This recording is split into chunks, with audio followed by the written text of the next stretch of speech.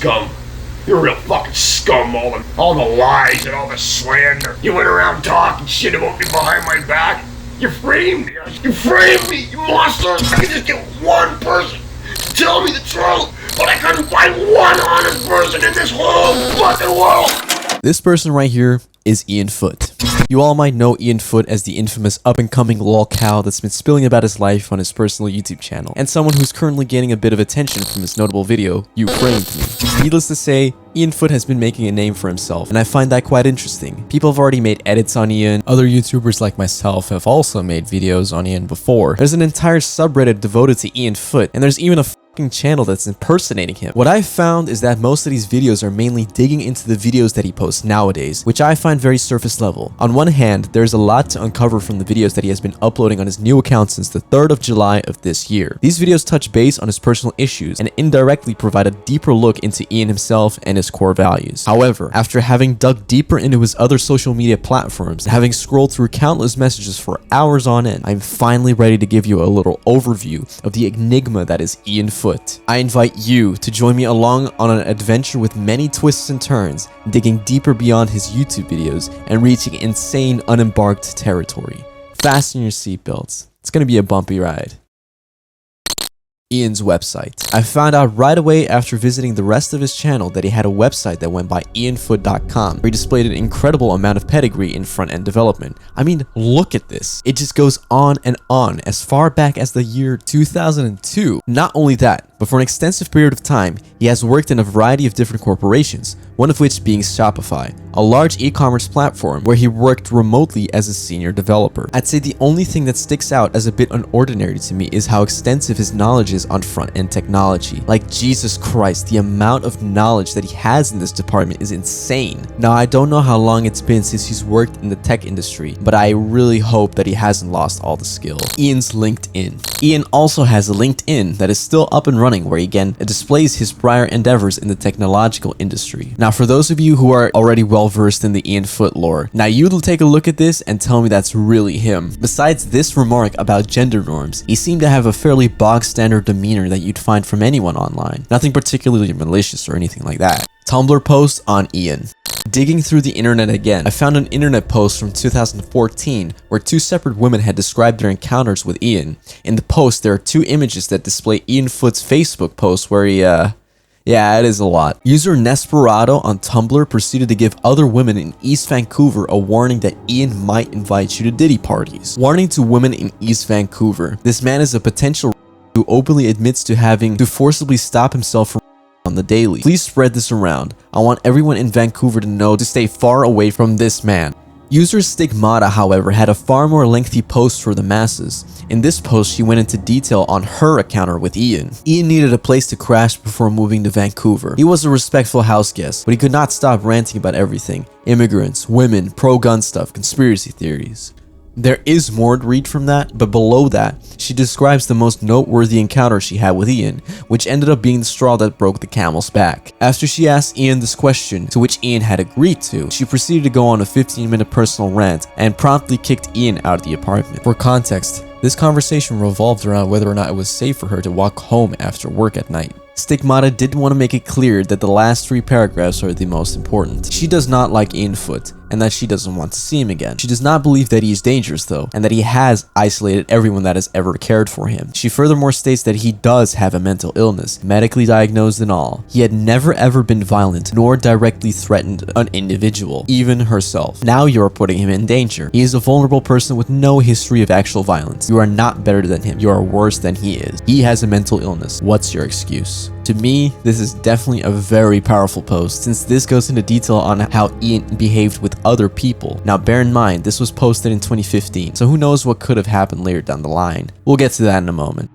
Reddit post on Ian's other socials. A Reddit post had surged from the r/Ian Foote community on Reddit, where a user had posted Ian's personal Facebook and Quora page. I went and dug around on Quora, and at the top, which is what most people will end up looking at, a lot of it is very strong and outspoken talks about sex, marriage, and the likes.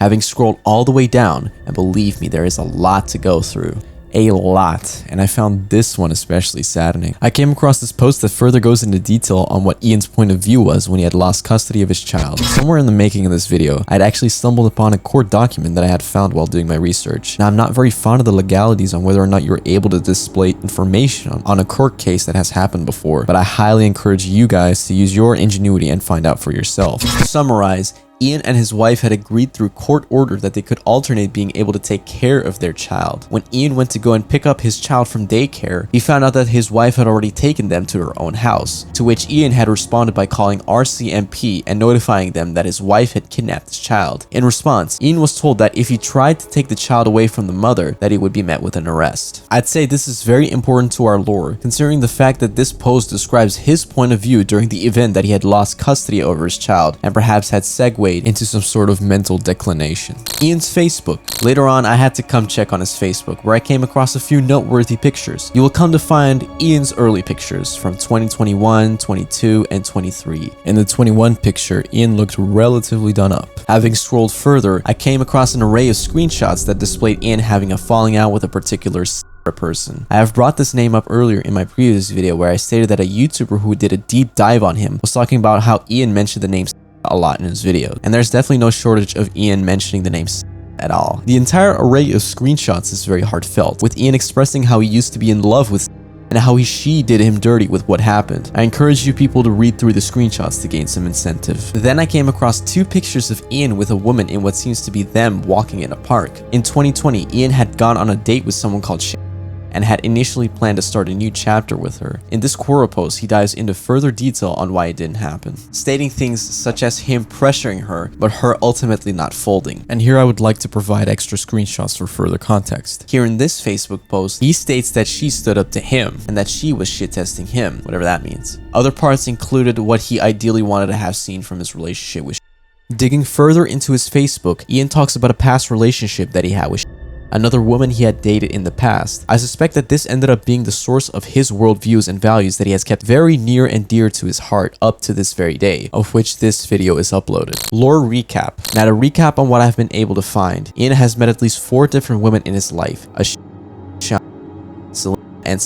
it's a mere coincidence that all 4 names start with the letter S, of which 2 start with 2 of the same letters, S and H. As I scrolled further and further down his Facebook page, we come across different arcs, such as issues with his father and whatnot. I've just gotten through so many different messages from Ian that it's honestly tired me out so much. There is just so much information out there that he himself chooses to expose. My evaluation of Ian. Now here's where I'm going to lose a lot of you. And please forgive me if there's a lack of editing. Again, not a lot has changed from what I had said in my last video about Ian. He comes off incredibly articulate and shows an incredible display of intellect. From what we were able to see on his social media pages, all of them are written with correct punctuation, and rather than writing in nothing but expletives and only hurling insults at people, his writing style is very descriptive with vivid details that you can almost visualize with your eyes closed. Ian is definitely not your average Joe. Ian comes off very brutally honest. He has set clear requirements for the ideal woman that he wants, and wants nothing more than to start a family and continue forth from there, along with his more extreme values. As for his relationship with any said woman, things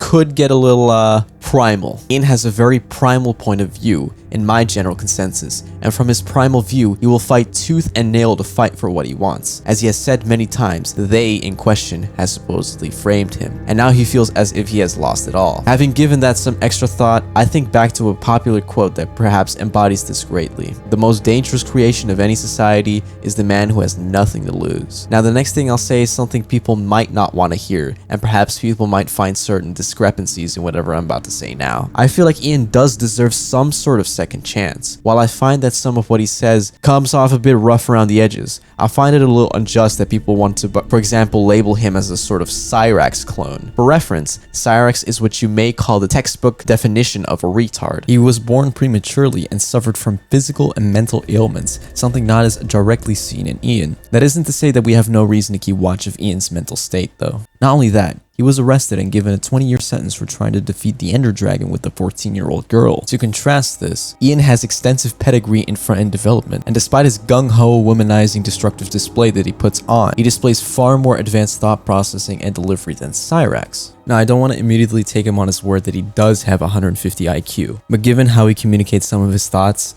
I'd say, you know, he's definitely a smart guy. People on r/ianfoote make it their pride and joy to drag Ian across the mud. And even I have made some really stupid jokes about him. Through all the craziness, however, I feel like what most people are doing may have a huge negative impact on him. Ultimately, the internet has the ability to provide some sort of healing, such as being able to vent your thoughts like Ian is doing, but it can also cause further destruction, such as people berating him online for his extreme values. But that isn't to say that Ian cannot be held liable for what he says, and that he's completely squeaky clean. Reason being, Ian has ultimately chosen to post his thoughts on the internet, a seemingly never-ending repository of information at your fingertips. You can do whatever and write about whatever, but in the end, you still have to be careful where you post and what exactly you're posting, because whatever happens in the dark comes out in the light. Like Stigmata describes, Ian's shown signs of a mental illness, of which that illness is further exacerbated by media attention, the memes, things that people write. I'd even venture to guess that people would completely misinterpret the message I want to convey and view this video as another reason to go on further on him. Having read what she said, it feels as though we're only driving him deeper and deeper until something will happen. I, for one, do not vouch for that at all. Ian as a person interests me a lot, despite his very strong views and ranty nature. You may disagree with my stance on how areas like r/ianfoote and other sources handle Ian, but ultimately he is a human being like all of us. But in this story, since there is so little to go off of, I have no reason to say that he is the good or bad in this situation. I'm not abundantly siding with everything that he has said or implied on wanting to do. He just intrigued me enough to warrant me making this video at all. Please let that be made clear to you all. Conclusion. Again, there's just so much to go through, and with how being able to search anything on Facebook and Quora goes, it just doesn't work as well as I want it to. Ian had fascinated me greatly to the point of me making this video in general. Like I said in my last video and at the beginning of this video, I do not condone any form of harassment or witch hunt towards Ian or anyone else involved in this video. While Ian may come off as a bit eccentric and may have particularly strong views that people may not like, he's human like any of us. To Ian, if Ian ever comes to watch this, I have sent you an email where I've invited you to come and have a short interview about you popping off on YouTube. Ian, I find you a very intelligent man, and if you have any interest to have a chat with me in private or perhaps on stream, I am very much interested to do so. Thank you guys for watching this. It took me a long ass time to make, and if you've watched the entire video, you are genuinely a diamond on this earth. I promise you. I really don't suspect anyone would want to watch this video to its fullest, despite the work that I've put into this. Post your comments down below, like and subscribe with the bell notification on. I can swear to God do that. And I'll see you guys next time.